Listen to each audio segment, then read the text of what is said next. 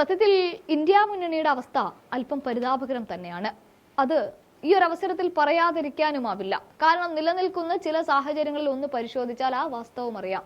അവിടെ നിന്നുകൊണ്ട് മാത്രമേ ഇനി ഇന്ത്യയിൽ എന്തൊക്കെ ചെയ്യണമെന്ന് നമുക്ക് പറയാൻ പറ്റൂ എന്നുള്ളത് കൊണ്ട് മാത്രം.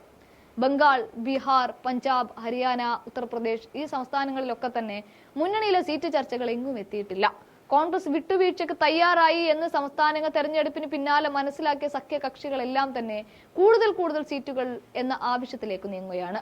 എന്നാൽ ചില സീറ്റിന്റെ കാര്യത്തിൽ കോൺഗ്രസ് അവരുടെ പക്ഷം പറയുമ്പോൾ സഖ്യകക്ഷികൾ പിന്നോട്ട് വലിയുന്ന കാഴ്ചയുമാണ് കാണാനാവുന്നത്.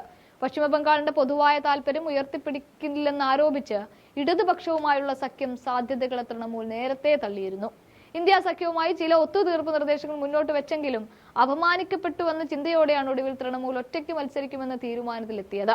മമതയുടെ ഇപ്പോഴത്തെ പ്രഖ്യാപനം തന്ത്രപരമായ നീക്കമെന്നാണ് നിരീക്ഷകർ പോലും കരുതുന്നത്.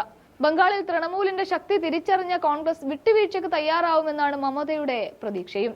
എന്നാൽ അധീർ രഞ്ജൻ ചൗധരി അടക്കമുള്ള ബംഗാളിലെ കോൺഗ്രസ് നേതാക്കൾ തൃണമൂൽ നിലപാടിനെതിരെ ശക്തമായി നിലകൊള്ളുകയും ചെയ്യുകയാണ്. ഇതൊരു പ്രതിസന്ധിയാണ്. അതുകൊണ്ടുകൂടിയാണ് മമത രണ്ടാം ഭാരത് ജോഡോ യാത്രയിൽ നിന്നും വിട്ടുനിൽക്കുന്നത്. ഇനി ബീഹാറിൽ അവിടുത്തെ രാഷ്ട്രീയം പുകയുകയാണ്. നിതീഷ് കുമാർ എങ്ങോട്ട് എന്നത് തീരുമാനത്തിലേക്ക് പോകുന്നു. ലാലു പ്രസാദ് കോൺഗ്രസുമായി അടുക്കുമ്പോൾ JDU, RJD സീറ്റുകൾ ചർച്ച ആശയക്കുഴപ്പത്തിലായി. കർപ്പൂരി താക്കൂറിന് ഭാരത് രത്ന നൽകുന്നതിനുള്ള തീരുമാനത്തോടെ നിതീഷ് കുമാറുമായി അടുക്കാനുള്ള ഒരു നീക്കമൊക്കെയാണ് അമിത്ഷാ നടത്തിയത്.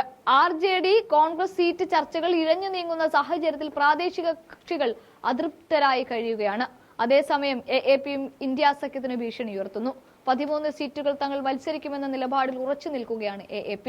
അരവിന്ദ് കെജ്രിവാൾ പഞ്ചാബ് മുഖ്യമന്ത്രി ഭഗവന്ത് മാനുമായി നടത്തിയ കൂടിക്കാഴ്ച ഇക്കാര്യമാണ് വ്യക്തമാക്കുന്നത്. JDU, AAP എന്നീ പ്രാദേശിക കക്ഷികളുമായുള്ള സഖ്യ ചർച്ചകൾ കോൺഗ്രസിന് വലിയ സമ്മർദ്ദവുമെന്നാണ് സാഹചര്യം വ്യക്തമാക്കുന്നത്. മഹാരാഷ്ട്രയിലും സഖ്യ ചർച്ചകളിലും അനിശ്ചിതത്വം പ്രതിപക്ഷ ഐക്യത്തിന് വെല്ലുവിളി ഉയർത്തുകയാണ്.